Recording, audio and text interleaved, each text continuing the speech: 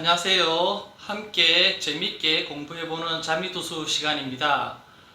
오늘은 자미두수 14정성에 대해서 알아볼 건데 14정성을 아무런 연관상 없이 기억을 하기가 쉽지 않습니다. 그래서 자미두수 전설이라는 것이 있습니다.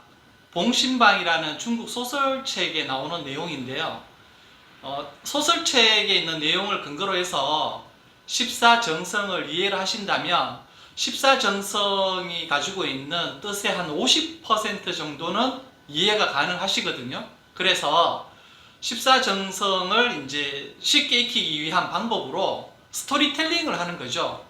전설을 통해서. 그래서 재미난 옛날 이야기라고 생각해 주시면 될 것 같습니다. 그리고 지금 자미두수에서 이야기하고 있는 이 전설의 배경이 은나라 말기, 주나라 초기를 이야기합니다. 보통 은말 주초의 사건이라고 이야기합니다. 그런데 이 은말 주초의 사건은 동양에서 최고의 고전이라고 이야기하는 주역의 배경이 되기도 합니다. 그래서 주역에서 이야기하는 64괴에 대한 어떤 펼쳐짐이 그 당시 은말주초 때 있었던 64가지, 64가지의 일들을 비유를 해서 괴사와 효사를 적어 놓았다라고 합니다. 그런데 옛날에 있었던 일을 가지고 이제 역을 만들었다라는 거죠. 그래서 고사역이라고도 이야기합니다. 그런데 후학들이 고사역은 이제 잊어버리고 의리역이라든지 상수역 쪽으로 이제 가다 보니까 거기 주역에 있는 괴사라든지 효사 이런 부분들의 어떤 철학적인 부분, 그 다음에 상수적인 측면에만 너무 치중하다 보니까 원래 원류인 옛날에 있었던 64가지, 64가지의 일들에 대해서는 이해도가 떨어진 상태에서 괴사와 효사를 이해를 하려고 하다 보니까 자꾸 무리수가 있는 거죠. 왜냐하면 해석상의 문제가 자꾸 생기는 겁니다.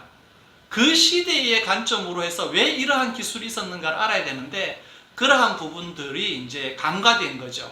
그래서 제 같은 경우에는 동양의 최고 고전이라고 하는 주역도 고사역의 관점에서 일단은 충실하게 공부를 한 다음에 상수역이든 아니면 의리역이든 그렇게 함께 아울러서 공부를 하는 게 맞지 않나. 왜냐하면 원형이 있다면 원형을 이해를 하시고 난 다음에 발전된 형태의 상수역이라든지 의리역을 받아들여서 본인 것으로 이제 소화하는 게 맞다라는 거죠. 그런데 원형을 잊어버리면 어떻게 되겠습니까?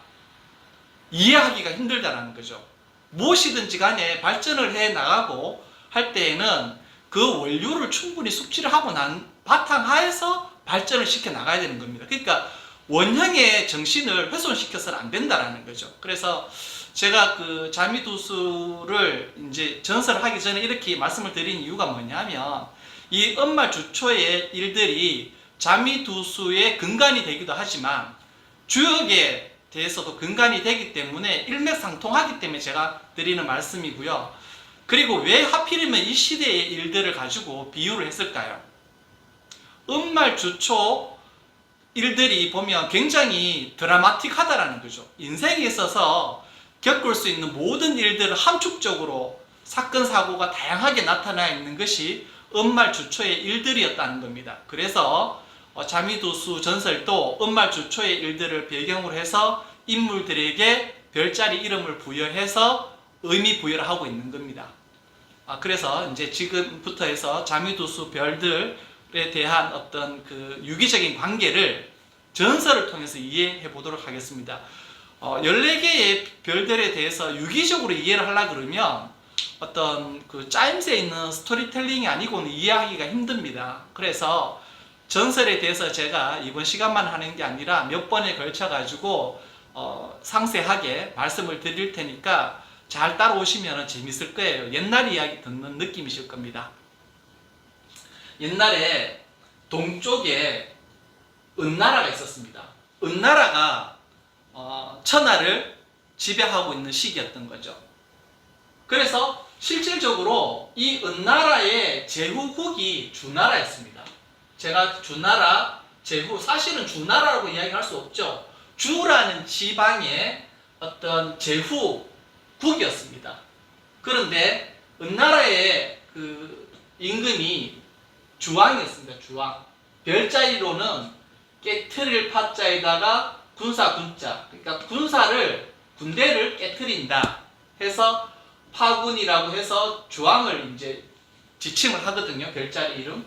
그래서 이 자미두수 전설의 주인공의 이름과 별자리 이름을 같이 연계해서 아시면 될 것 같아요. 그리고 제가 여기 초록색 글자로 해서 개수라고 적어놨는데 10천간의 배분이 이제 또 들어갑니다. 인물들에게. 그렇기 때문에 이런 부분들을 같이 아울러서 기억을 하시면 좋다라는 거죠. 그래서 파군이, 주왕이 사냥을 나갔습니다. 사냥을 나갔는데 비를 만났어요. 그래서 하필이면 비를 피한 곳이 구천현녀, 구천현녀를 모시는 사당이었습니다. 구천현녀는 하늘나라 분이십니다. 굉장히 높은 지위에 있으신 분인데 일반적으로 구천현녀를 또 존숭하는 어떤 그 역술이 뭡니까? 유김이라는 것이 있습니다. 유김을 전해준 게 구천현녀라고 이제 말씀을 하거든요. 그래서 구천현녀를 굉장히 존숭을 합니다. 이 구천현녀를 기리는 사당에 비를 피하면서 이 주왕이 사당에 있는 목각인형, 그 목각인형 구천현녀를 이제 조각해 놓은 상이겠죠. 그래서 이 목각상을 보고 이쁘다고 뭐 여기저기 그 보듬고 했겠죠. 그런데 그 모습을 하늘에 있는 구천현녀가 보고 있었다라는 거죠. 그런데 보니까 너무 괘씸한 거죠. 얘가 누군데, 이 주왕인 얘가 누군데, 자기를 상징하는 목각상을 희롱하냐 이거죠. 그래서 구천현녀가 이제 열받으셔가지고 자기 수하, 호리랑을 부릅니다. 호리랑은 꼬리가 9개 달린 여우입니다. 그래서 이 호리랑에게 명을 해서 이 주왕이 다스리는 나라, 은나라를 망하게 해라 명을 내립니다. 그래서 이 호리랑이 어떻게 되냐 하면은 주왕이 다스리는 은나라 재상의 딸로 태어납니다. 그래서 결국은 주왕의 애첩으로 들어가는 거죠. 주왕의 애첩으로 들어가는데 이 주왕의 애첩이 이름이 달기가 됩니다. 달기. 이 별자리는 탐낭이라고 합니다. 탐낭. 그런데 달기를 애첩으로 이제 맞아들이면서 이 주왕이 폭정을 하기 시작하죠. 그 전에는 주왕이 훌륭한 황제였습니다. 임금이었다라는 거죠. 그래서 왜 그랬냐면은 주왕이 정실 부인은 강황후라고 있습니다. 별자리 이름으로는 처음부가 됩니다. 그래서 주나라 임금 주왕의 부인이 되고 첩은 달기 탐낭이 됩니다. 그래서 이 강황후는 원래 있는 집안의 여식이었습니다. 있는 집안의 여식으로 주왕과 결혼해서 달기가 애첩으로 들어오기 전까지는 국정을 굉장히 잘 살폈습니다.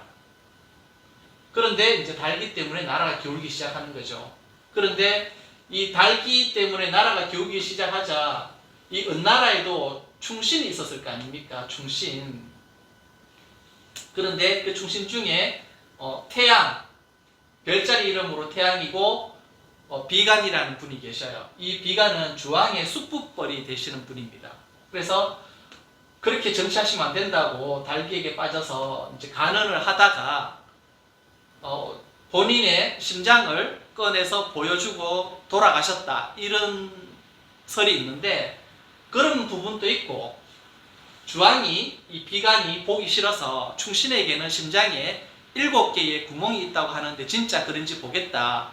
그래서 가슴을 열어서 심장을 꺼내서 죽였다라는 설도 있습니다. 어느 설이 맞든지 간에 상관없이 일단 비간은 심장을 드러내 보이고 주왕에게 충언을 하다가 돌아가신 분이 비간이다. 별자리 이름으로는 태양이다. 우리가 알고 있는 태양입니다. 낮에 뜨는 태양이에요. 그래서 십천간으로는 병화가 됩니다. 그리고 또 천상 문태사라는 분이 계시는데 이분은 나중에 전쟁이 일어났을 때 그 끝까지 은나라 입장에서 군대를 지휘하다가 마지막 전투에서 돌아가신 분입니다. 그러니까 오늘날로 이야기하면 국무총리에 버금가시는 분이죠. 그래서 이 천상이라는 어떤 별자리에 문태사가 이제 오게 되고, 이 나라가 기울게 되는 데 있어서 간신이 또 그 한몫하잖아요. 그 간신이 누구냐면 비중이었습니다. 별자리 이름으로는 염정입니다. 그래서 비중을 뭐 별자리 이름으로 염정을 해서 간신이라고 표현을 하기는 하지만은, 그러면 이 염정을 가지고 있는 사람은 다 간신 같으냐, 그렇게는 이해하시면 안 되고, 어차피 별자리 이름을 기억을 하셔야 되니까 이야기에 보면은 충신도 있고 간신도 있고 장군도 있고 하잖아요. 그래서 비유법이니까 염정을 뭐 본인이 명궁이 별자리를 타고 났는데 이걸 간신이라고 비유했다 해서 기분 나빠하시고 그러시면 안 돼요. 그냥 기억하기 위한 스토리텔링이라는 거죠. 그래서 이 간신은 비중 염정이 되고, 주왕이 연말에 되면은 대신에 부부들을 초빙을 해가지고 잔치를 벌입니다.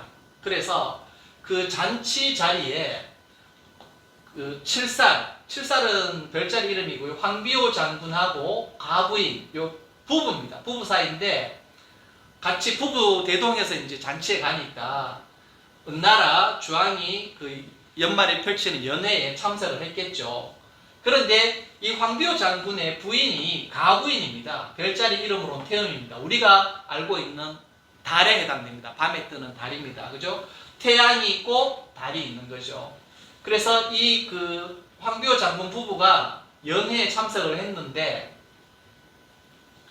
탐랑 달기의 눈에는 이 가부인 태음이 눈에 가시였습니다. 왜 그러냐면은 굉장히 미모가 아름다웠거든요. 그런데 자기가 은나라에서 제일 가는 그 경국지색이어야 되는데, 경국지색과 같은 칭송을 받는 사람이 한 사람이 더 있으니까 이 사람이 눈에 가시일 거 아닙니까? 탐당 욕심이 많거든요. 모든 걸 자기가 차지하고 싶어 하니까. 그러다 보니까 이 태음이 가부인하고 황비호 장군이 참석한 그 연회 자리를 놓칠 리가 없습니다. 그래서 연회 자리가 파할 때쯤 돼서 달기가 주왕에게 부탁을 합니다. 오늘 밤 가부인과 함께 하룻밤 같이 재미나게 이런저런 이야기하고 싶습니다. 황비호 장군을 먼저 돌려보내고 같이 있을 수 있는 시간을 주십시오. 이렇게 이야기를 했어요. 그래서 황비호 장군은 돌려보내고 가부인과 달기와 주왕이 이제 같이 술을 먹게 되죠. 그런데 이 주왕이 술을 이제 하게 되면 또 음란합니다. 그래서 그 가부인을 탐하려고 한 거죠. 그런데 이 가부인은 자기의 정체를 지키기 위해서 도망가다가 망루에서 떨어져서 죽게 됩니다. 그것을 이 황비호 장군이 듣고 대노하죠. 그래서 은나라의 반기를 든 주나라가 쳐들어올 때 이 칠살 황비호 장군은 자기가 그 통솔하는 군사 집안에 있는 모든 사람을 다 데리고 주나라에 투항을 합니다. 그래서 로맨티스트죠, 황비호 장군. 그러한 사연이 있었고요. 그리고 이 원래 주왕에게는 3명의 그 훌륭한 제후가 있었습니다. 그 중에 한 사람이 주라는 지방을 다스리는 그 문창이었죠. 훗날에 문왕이라고 이제 말씀을 하는 분이십니다. 이 문왕이 역에도 밝았습니다. 그리고 주역에 보면 그 괴명과 괴사를 지은 분이 누구냐 하면은 문왕이십니다. 그리고 괴의 순서를 정하신 분도 문왕이십니다. 그 역에 굉장히 밝았죠. 철학자입니다. 대현철이었습니다. 그런데 이 문왕이 통치까지 잘했습니다. 주라는 지방을 통치를 하면서 그 부국강병하게 만드셨거든요. 그러니까 이 은나라 입장으로 봤을 때는 작은 제후의 나라가 자꾸 힘이 커지니까 불안한 거예요. 그래서 문왕에게 연모의 누명을 뒤집어 씌워가지고 어떻게 됩니까? 유리라는 지방에다가 유배를 보내게 됩니다. 7년 동안 갇혀 있습니다. 이 문왕이. 그래서 별자리 이름으로는 천동인데, 이 문왕이 유리옥에 갇혀 있으니 문왕의 첫 번째 장남이 배급이거든요. 별자리 이름으로는 잠입니다. 잠이두수잖아요. 이 잠이두수의 주인공 잠이가 드디어 나타납니다. 이 잠이가 결국은 문왕의 장남을 뜻합니다. 잠이로부터 해서 이 잠이두수가 그 모든 게 이제 비롯되었거든요. 그래서 이 배급이 자기 아버지 문왕이 유리옥에 갇혀져 있으니까 자기 아버지를 석방해 달라고 이제 은나라 주왕에게 찾아가는데 바로 만나지 못했습니다. 그래서 배급이 검문고에 능한 사람이었습니다. 검문고의 달인이었겠죠. 그래서 기다리면서 검문고를 이렇게 켰답니다. 그런데 그 소리를 누가 들었냐 하면은 달기가 듣고 그 검문고 소리의 아름다움을 알고 이끌려서 검문고 타는 배급을 봤는데 배급이 너무 마음에 드는 거예요. 그래서 달기가 배급에게 나랑 같이 연애하자 이렇게 희롱을 한 거죠. 그런데 이 배급은 뭡니까? 소 닭부듯이, 그죠? 별로 그렇게 달기를 응대하지 않았어요. 이 달기가 자존심에 상처를 입었겠죠. 달기가 원래 십천간으로 간목이거든요. 간목. 왜 간목이냐면 여기 인물들 중에서 하늘나라에서 파견돼서 그 별자리 이름으로 된 주인공은 달기밖에 없습니다. 그렇죠? 하늘나라에 있는 부천현녀의 수하인 호리랑이 유일하게 하늘나라 사람이란 말이에요. 이 사람이 그 은나라 재상의 딸로 잉태돼서 태어나서 달기가 된 것이지 원래는 하늘나라 호리랑이었단 말이에요. 그렇기 때문에 갑목, 십천간에서 제일 먼저 시작되는 게 갑이잖아요. 갑을 병정으로 가잖아요. 그래서 제일 먼저 열어는 갑에 해당되는 게 달기가 되는데 이 갑이 얼마나 자존심이 셉니까? 자존심 센 달기에게 배급이 자존심에 어떤 상처를 준 거죠. 그래서 이 달기가 괘씸하게 생각해서 어떻게 합니까? 주왕에게 그 배급이 자기 자신을 겁탈하려고 했다라고 이제 고해 바치죠. 그 소리를 듣고 주왕이 뭡니까? 배급을 죽여버립니다. 배급을 죽여버리고 배급의 살로 만두를 빚어가지고 유리에 갇혀있는 문왕에게 그 만두를 보냅니다. 먹으라고. 그런데 문왕이 여기에 그 달통하시고 천문에 능하시고 대현철이신데 그것을 몰랐을 리가 없겠죠. 그런데 알매도 불구하고 이 배급으로 빚은 만두를 먹지 않으면 본인이 풀려날 것 같지 않으니까 눈물을 머금고 자기 큰 아들의 살로 빚은 만두를 먹습니다. 그래서 이 문왕이 만두를 먹는지 안 먹는지 이렇게 보고 있는데 주왕이 문왕이 그 만두를 먹는 거 보고 주왕이 비웃었습니다. 대현철이라고 하는 사람이 어떻게 자기 자식의 살로 만든 만두를 먹을 수가 있느냐. 대현철 아니다. 그냥 석방해라. 풀어줘라 이래 된 거예요. 그래서 문왕이 배급으로 만든 그 고기로 만든 만두를 먹고 우여곡절 끝에 겨우 석방이 됩니다. 그래서 석방이 돼서 초원을 이제 가로질러서 자기가 다스리는 주라는 지방으로 가면서 초원에서 이 문왕이 도수를 부려서 그 도사겠죠. 도수를 부린다는 말이 있으니까 전설이니까 이런 비유를 하는 겁니다. 그래서 자기가 먹었던 만두를 토해내니까 눈같이 흰 하얀 토끼가 나오더랍니다. 눈은 빨갛고. 그래서 토끼라는 게 보면 순수하고 그 열이잖아요. 그리고 귀가 길잖아요. 귀가 길다라는 말은 또 뭐냐면은 팔랑귀다. 이 사람 저 사람 여러 사람들의 말을 잘 믿고 듣는다 이런 의미가 있죠. 그래서 이 토끼가 나오더니 문왕에게 예를 갖추고 인사를 하고는 등을 돌려서 초원 너머로서 이렇게 가더랍니다. 그래서 그 말은 뭐냐면 자미가 존귀하다라는 걸 뜻하거든요. 순수하다, 귀하다. 그런데 본인이 마음에 들지 않으면 어떻습니까? 초원으로 등을 돌리고 도망갔다 그랬잖아요. 본인의 상황이 여의치 않는 상황이 오면은 회피해서 도망가 버리는 그런 성향이 있는 거예요. 그래서 이 전설이라는 내용들이 보면은 어떤 상황 설명을 할 때 달기가 자미를 그 배급을 꼬셨다고 했잖아요. 희롱했다고 했잖아요. 같이 연애하자고. 그러니까 달기는 사람과의 관계 설정, 그 다음에 이제 여자가 남자에게 먼저 말을 걸었잖아요. 그죠? 도화. 이런 부분들이 은연중에 전설 속에 다 녹아 있는 겁니다. 그래서 오늘은 간단하게만 전설에 대해서 핵심되는 부분들만 말씀을 드리고 각각의 별들에 대해서 전설을 좀 더 풍부하게 이제 꾸며가지고 제가 말씀을 드릴 겁니다. 그런데 별 하나하나에 대해서 이야기할 것들이 많습니다. 그런데 그것을 다 이야기하면서 전설을 말씀드리면 감이 안 잡히거든요. 그래서 이 14개의 정성에 대해서 일단은 감을 잡으시라고 오늘 간단하게 말씀을 드리고 추후 몇 번에 걸쳐 가지고 별들에 대해서 상세하게 제가 말씀을 드리겠습니다. 그래서 이 문왕이 그 주나라로 무사히 돌아와서 은나라에게 복수를 하려고 벼르고 있었지만은 결국은 자기 살아생전에는 복수를 하지 못합니다. 은나라를 멸하지 못한다는 거죠. 그래서 이 문왕은 사람은 좋으나 어떻게 됩니까?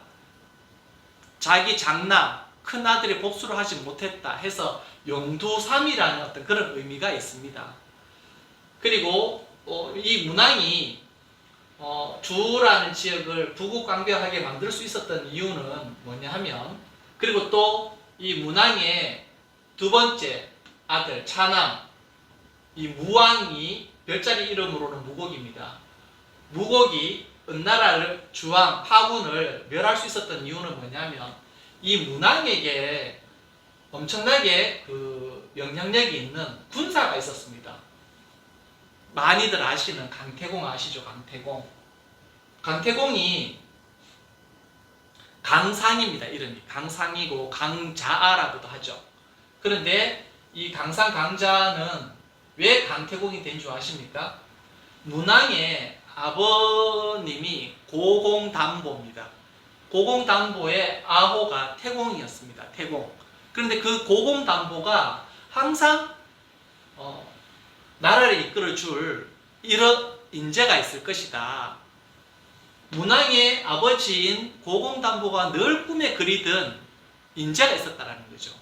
그래서 그 고공담보 아호가 태공이니까 태공이 항상 바랄 망자, 바라던 사람이 있었다는, 그래서 태공망이 된 거죠. 그래서 태공망이 누구냐면 강태공을 이야기하는 겁니다. 태공을 이제 문왕의 아버지 아호 태공이죠, 그죠? 그리고 이 강상 강자 성씨가 강입니다. 그래서 강태공이 된 겁니다. 이렇게 정기라는 별자리인데 지혜를 뜻하죠. 이 강태공은 강태공의 부인이 누구냐면 마천금입니다. 성씨는 마시고 이름이 천금인데, 마천금은 별자리 이름으로 거문에 해당돼요. 이 악처였나 봅니다. 악처. 그래서 어떤 게 있냐면 강태공이 마천금이랑 부부로 살면서 굉장히 가정 형편이 어려웠던가 봅니다. 그래서 먹을 양식도 부족하고 해서 피를 이렇게 추려와서 그 마당에 늘어서 말려서 피죽을 먹으면서 연명을 하던, 그만큼 어려웠던 어떤 가정 형편이었다는 거죠. 그런데 마천금이 피를 추려온 거를 마당에서 말리면서 본인의 신랑인 강태공이 부탁을 합니다. 혹시 비가 오면 마당에 늘어놓은 피를 좀 거두어가지고 보관을 좀 해달라고 부탁을 하고 본인은 또 피를 추리러 갔겠죠. 그런데 강태공이 학자지 않습니까? 그러니까 글을 보다가 너무 글에 빠져 있어가지고 하필이면 또 비가 왔답니다. 그리고 그 빗물에 마당에 늘어놓은 피가 다 쓸려 내려가 버린 거예요. 그래서 마천금이 돌아와 보니까 기도 안 차거든요. 분명히 부탁을 하고 갔는데 그 비 오는 소리도 못 듣고 강태공이 책에 빠져서 그 말려놓은 피가 다 없어져 버리니까 마천금이 더 이상 난 당신이라는 사람하고 못 살겠다.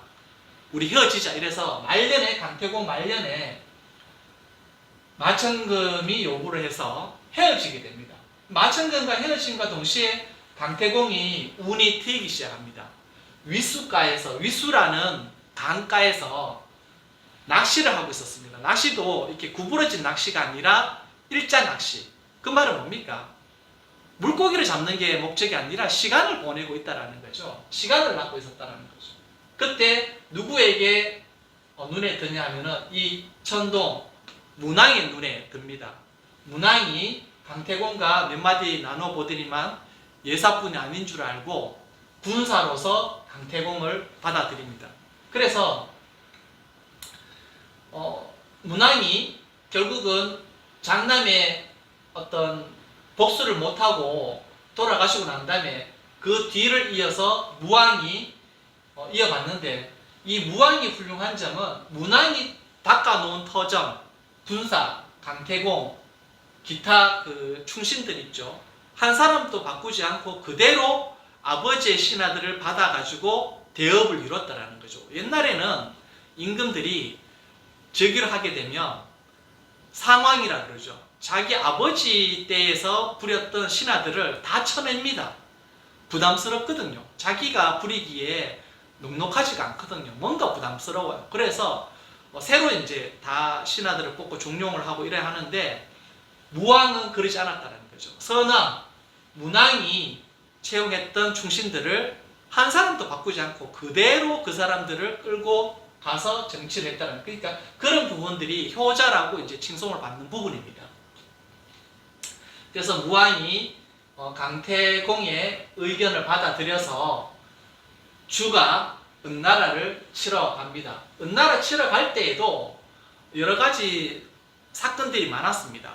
옛날에는 전쟁을 할 때 무엇을 했습니까? 주역점을 쳤습니다. 주역점을. 그런데 처음에 쳤을 때 주역점이 흉하다고 해서 주역점도 치는 사람에 따라서 괴가 다 다르게 나옵니다. 그래서 옛날에는 점을 치는 관리를 태사라고 했습니다. 태사 세 사람에게 한 사안에 대해서 점을 치게 해서 각각의 어떤 점괘의 어떤 보고를 듣고 같은 거를 두 사람이 같다 그러면 그 사람의 의견을 따르는 거예요. 무슨 말씀인지 아시겠죠? 주역점이 치는 사람마다 다 다르게 나오기 때문에 그렇습니다. 그래서 좀 불합리한 부분이 있죠. 어떤 사람이 치더라도 똑같은 결과가 나온다면 참 좋겠는데, 치는 사람에 따라서 주역점의 점괘가 다 다르게 나오니까, 그래서 세 명을 이제 불러서 같은 사안에 대해서 점을 치게 하고 두 사람이 똑같은 대답이 나오면 이제 그 의견을 따르는데, 하필이면 점벌을 하려고 했을 때 세 번 다 치면 안 된다라는 결과가 나왔단 말이에요. 그런데 그때 강태공이 뭐라고 이야기했냐면은, 하늘의 뜻이 무왕 당신에게 있는데 왜 지금 주역점에 의지해서 대사를 거르치려고 하느냐. 옳지 않다. 가야 됩니다. 강태공도 또한 주역에 대해서 달인이었습니다. 대가였습니다. 그 대가가 주역점을 무시하고 치러 가야 된다. 이야기를 한 거죠. 그렇게 무왕을 설득을 해서 결국은 점벌하러 갑니다. 그래서 어떻게 됩니까? 결국은 은나라를 멸망을 시키죠. 그러니까 뭡니까? 점 위에 뭐가 있다? 천하의 이치가 거기에 순응한다면 주역점도 어쩔 수 없다라는 거죠. 무슨 말씀인지 아시겠습니까? 그래서 점을 너무 맹신하지는 마셔라 라는 측면에서 제가 말씀을 드린 겁니다. 그래서 이 청기 강태공은 을목에 해당됩니다. 을목. 을목이 어떻습니까?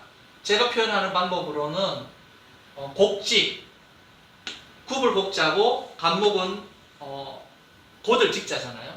곡직이 되는데, 여러 사람의 어떤 부분들을 다 잘 아울러서 이렇게 통솔을 해야 되잖아요. 얼마나 지혜롭겠습니까? 그래서 굉장히 그 탄력 있게 매사에 잘 대응할 수 있는 후보에 있는 을목이 청기 강태공에 해당됩니다. 그리고 이 거문은 개신기에 해당됩니다. 여러분 개신기를 들으면 어떤 생각이 납니까? 12지지 중에 축토지장 간에 개신기가 지나가잖아요. 그래서 여기 전설에서는 마천금 강태공 부인 악초에서 나오지만은 왜 악초입니까? 마천금이 옳고 그름을 따지는 어떤 그런 의미가 있습니다. 그래서 옳고 그름을 따진다라는 것은 뭐죠? 분석가를 뜻합니다. 분석가. 냉철하게 분석을 한다는 거죠. 그래서 이 개수와 신금과 기토 이 세 가지 특성이 거문에 있다.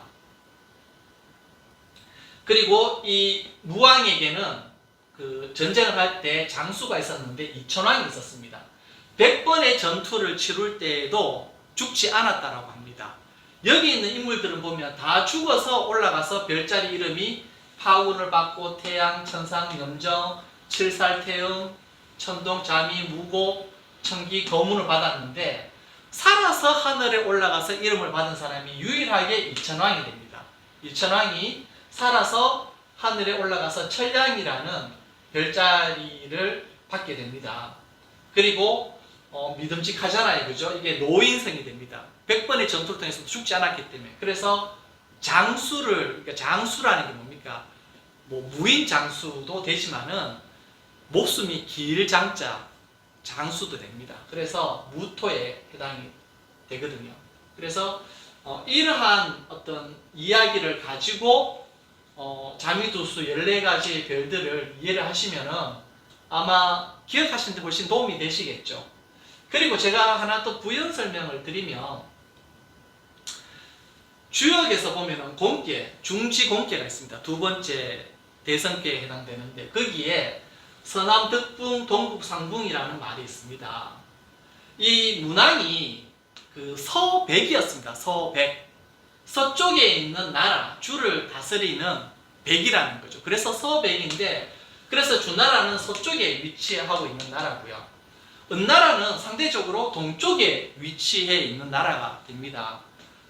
그래서 서남 덕붕 동북 상붕이라는 말이 주역의 공계에 나오는데 왜 제가 이 말씀을 드리냐면 옛날의 일들을 배경으로 해서 이런 표현들이 나왔다라는 걸 말씀을 드리고 싶은 거예요.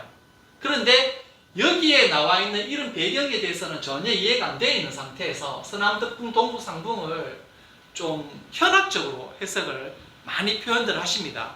그러니까 그게 제가 봤을 때에는 실제 역사적인 일들의 바탕을 둬서 이 표현들을 제대로 이해하는 걸 바탕으로 해서 그 옳은 이해의 바탕에서 발전을 시켜서 현학적으로 하는 것은 상관이 없는데 실제 사건에 대한 이해도는 하나도 없으면서 무조건 현학적으로 표현을 한다? 문제가 많겠죠. 이해도 안 되고 왜 그런 현학적인 표현이 나오는지에 대해서 옳고 그름, 거문의 옳고 그름을 판단할 수 없다라는 거죠. 그래서 서남덕붕, 서쪽에는 서쪽 그 주나라 그 제후 지역을 기본으로 해서 나라들이 남쪽에 많이 배분이 되어 있었겠죠. 그래서 무엇이든지 간에 힘이 센 어떤 구심점을 중심으로 해서 자기 주변에 있는 나라들을 평정을 해야 큰 전쟁도 할 거 아닙니까? 그죠? 전쟁을 할 때 옛날에는 자기 후방이 자꾸 적국이 노리는데 위로 그 남쪽에 적국이 있는데 북쪽으로 북진을 할 수 없잖아요. 왜냐하면 북진을 해서 북에 있는 나라를 치려고 했다가 남에 있는 적국이 쳐들어오면 곤란하다는 거죠. 그러니까 항상 자기가 있는 위치에서 주변 지역을 다 나의 아군으로 만들어 놓은 상태에서 동맹을 맺어 놓은 상태에서 대업을 이루러 가잖아요. 똑같습니다. 서쪽 지방으로 해서 남쪽에 관련되어 있는 작은 제후국들을 다 아울러서 이 주나라의 편이었다는 거죠. 그래서 서남, 서쪽하고 남쪽, 이 남쪽에 아울러 있는 이 지역에 있는 나라들끼리 서로 동맹을 맺고 있었고 동쪽에 있는 은나라는 뭡니까? 북쪽에 배치되어 있는 제후국들과 해서 동맹을 맺고 있었다는 거죠.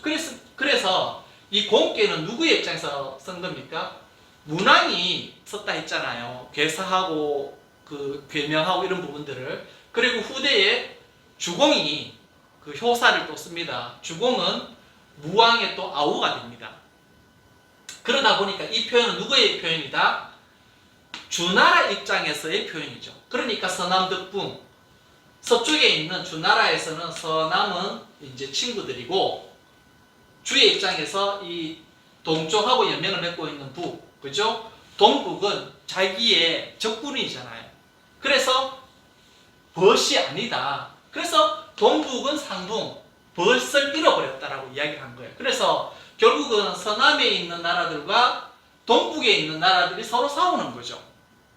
이런 것들을 바탕으로 해서 중지본기에서 서남덕분, 동북상붕이라고 이야기를 했는데, 이런 일들에 대한 표현을 가지고 너무 현학적으로 표현하는 것은 저는 옳지 않다라고 이제 여기는 사람 중에 한 사람입니다. 그래서 현학적으로 하는 건 좋아요. 그런데 원래의 뜻을 충분히 숙지를 하고 난 다음에 어떤 사고의 어떤 틀을 업그레이드 시키는 것은 상관이 없지만, 이러한 부분들이 어떤 이해가 되지 않은데 무조건 현학적인 부분의 표현만 따라가신다 그러면, 이런 것들을 모르는 상태에서 그냥 본께 서남덕분, 동북상붕이라는 말씀을 들으면 서남에는 벗이 있고 동북에는 벗이 없다, 이게 도대체 무슨 말이야? 이렇게 생각하실 거 아닙니까? 그래서 무엇이든지 간에 그 바탕 저변에 있는 어떤 원료를 알고 발전시키는 게 맞다.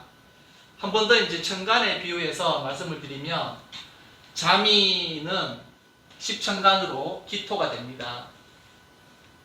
그리고 무왕은 신금이 되고요. 무왕 자체가 또 장군이었잖아요. 그래서 신금이 어떤 속살지기가 있습니다. 그리고 천기 강태공은 을목이고, 거무는 개신기가 되고요.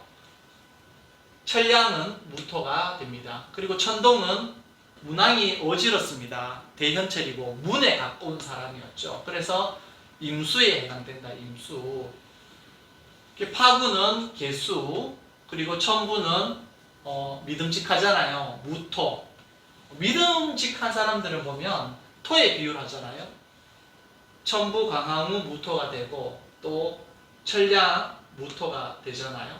그리고 무토는 드러난 양토에 해당되고, 음토인 자미, 배급이 기토, 그리고 거문도 기토의 성향이 있습니다. 그래서 토에 비유가 된 사람들은 후중한 부분이 있다 라고 생각하시면 될 거고, 하늘나라에서 파견된 유일한 사람, 그러니까 하늘에서부터 비롯돼서 열렸다라는 거죠. 그래서 제가 생각했을 때에는 여기 간목이 파자를 하게 되면 날일자, 태양을 뜻하죠. 그리고 한일자, 날일자에도 일자가 되죠. 그죠? 한일자에도 일자가 되지 않습니까? 1과 1이 만났죠. 이 가로로 표현하는 것을 세로로 표현하면 날을 위로 가지는 않았죠. 날 아래로 이렇게 표현을 했죠. 태양으로부터 비롯돼서 아래로 하나를 베푼다. 한결같이 베푼다. 그러한 의미에서 이 간목이 상형 문자로 해서 만들어진 것은 아닌가라는 생각도 한번 해보게 됩니다. 제가 말씀드리는 것은 일반 상형 문자를 해석하는 어떤 그런 측면이 아니라 이렇게 볼 수도 있지 않겠냐라고 제가 말씀을 드리는 거죠. 그래서 1과 1이 만나가지고 제일 먼저 비롯된 십천간의 첫 번째 천간, 간목이 되었다는 거죠. 얼마나 처음이니까 자존심이 세겠습니까? 그죠? 그리고 태양, 비갈은 병화가 되고요. 천상, 문태사는 전쟁이 났을 때 마지막 전투에서 전사를 하셨습니다. 그리고 이 천상은 주왕이 자기의 권한을 전임을 해서 뭡니까? 도장을, 옥새를 맡길 정도의 믿음직한 신하였습니다. 국무총리인 거죠. 그래서 도장인을 뜻하는 천상이 문태사가 됩니다. 그래서 십천간에는 임수가 되죠. 그리고 원래 보면은 가벌로 해서 시작이 됐지만 가벌이 있기 전에 뭐가 있습니까? 임계가 있죠.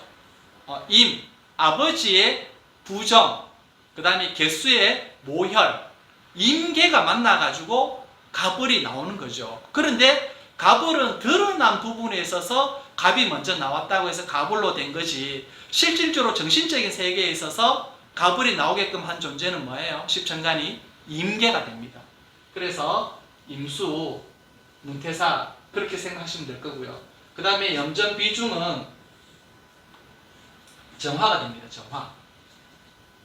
그리고 칠살은 황비호 장군이 책에 따라서는 신금이라고 이야기하기도 하는데, 제가 봤을 때는 칠살 황비호 장군은 전쟁이 일어났을 때 주나라에 투항해서 끝까지 은나라를 멸망시키기 위해서 정말 장렬하게 싸웁니다. 마지막 전투에서 돌아가시거든요. 그래서 장군 중에서도 대장군에 속합니다. 대장군에 속하다 보니까 지금 장군의 그 비유를 할 수 있는 사람이 누구냐면은 무왕, 그 다음에 칠살, 천량, 이 세 사람이 장군에 해당돼서 다 숙살지기가 있습니다. 그 중에서도 가장 유명한 장군은 칠살이거든요. 그래서 숙살지기를 나타내는 것은 금 기운이지 않습니까? 그래서 그 금 기운에 있어서 가장 두드러진 기운, 양금에 해당되는 경금으로 보는 게 저는 타당하다고 봅니다. 만약 이것을 신금으로 바꿔버리면은 십천간 비유하는데 경금이 없어요. 그럼 뭔가 문제가 되죠. 그래서 분명히 경금을 어딘가에 배치를 해야 되는데, 무고 무왕이 신금이고 또 천량이 무토에 해당되기 때문에 칠살은 경금에 비유하는 게 타당하지 않나, 저는 제 개인적으로 그렇게 봅니다. 그래서 저는 칠살은 경금이라고 말씀을 드립니다. 그리고 가부인은 개수가 되는 거죠. 그래서 중첩되는 십천간들이 꽤 있습니다. 지금 보면 개수가 두 개죠. 태음이 개수가 되고 파군이 개수가 됩니다. 그리고 사람 좋은 사람들, 믿을 수 있는 사람들이 있죠. 그게 누굽니까? 보면 문태사 임수, 천동 문안 임수. 그래서 이 좀 유하고 부드럽고 믿음이 있는 사람, 덕이 있는 분들을 임수에 비유를 합니다. 아버지에 해당되는 거죠, 그죠? 아버지에 해당되고, 개수 같은 경우에는 모친에 해당되는. 그러니까 모친들은 가벌을 키워내야 되기 때문에 바쁘잖아요. 그래서 부지런한 부분이 있죠. 자기 스스로 일을 만들어서 일을 하시는 분들, 사서 고생한다 이런 말씀을 하죠. 그래서 파군, 태음, 거문, 이 개수를 가지고 있는 사람들을 보면 굉장히 부지런한 특성들이 있습니다. 그러니까 여기 14정성의 어떤 이름하고 십천간의 특성하고 별개가 아니라는 거죠. 다 연관성이 있습니다. 그래서 이런 부분들을 숙지를 하시고 십천간의 관계와 14정성의 관계, 나중에 제가 한 번 더 또 정리를 한번 하도록 하겠습니다. 오늘은 전설의 내용이 훨씬 더 많습니다. 전설의 내용 중에서 이러이러한 상황이었기 때문에, 그래서 어떻게 됩니까? 간단하게 이야기하면 탐낭이 달기가 배급이 좋아가지고 너 나랑 연애할래? 이야기했잖아요. 여자가 남자에게 말을 걸었잖아요. 그걸 사주에서는 뭐라 그럽니까? 도화라고 이야기하죠. 남녀 간의 희롱, 서로 연애하고 관계 설정, 이런 부분들. 그래서 이 자미하고 탐낭을 줄여서 두 개의 별을 자미의 자, 탐낭의 탐에서 자탐조합이라고 합니다. 자탐조합이 해수, 12지지의 해자축이 있잖아요. 해자궁이 있으면 도화범주라고 하거든요. 물론 그 잡성 중에 도화에 해당되는 별들이 또 있습니다. 그 별들이 있었을 때 도화범주라고 하긴 하는데, 일반적으로 지금 달기가 배급을 좋다라고 연애하자고 이제 먼저 말을 걸고 희롱을 했는 그런 부분, 자탐을 도화범주라고 한다, 이런 것들이 나오는 근거가 전설의 근거에서 다 하나하나 비유를 한다라는 거죠. 그래서 그냥 암기를 하시려고 그러면 힘드는데, 이렇게 옛날 이야기식으로 해서 이해를 하시면은 14개의 정성을 이해하기 편하다. 그래서 이 14개의 별들은 명형부자 제절천로 관정복부 12사항궁에 그 정성으로 들어가면 그 각 궁의 특성을 나타내는 대표 별자리가 됩니다. 그러다 보니까 14개의 대표 별들에 대해서 이해도가 깊으셔야지 자미두수를 이제 나중에 통변하시는데 도움을 많이 받거든요. 그래서 오늘은 자미두수 전설에 대해서 첫 시간으로 해서 좀 말씀을 드렸고요. 다음 시간, 그 다음 시간 이렇게 해서 제가 좀 더 십사정성에 대해서 세부적으로 어떤 특성이 있는지를 또 말씀을 또 드리도록 하겠습니다. 오늘 수고 많으셨습니다.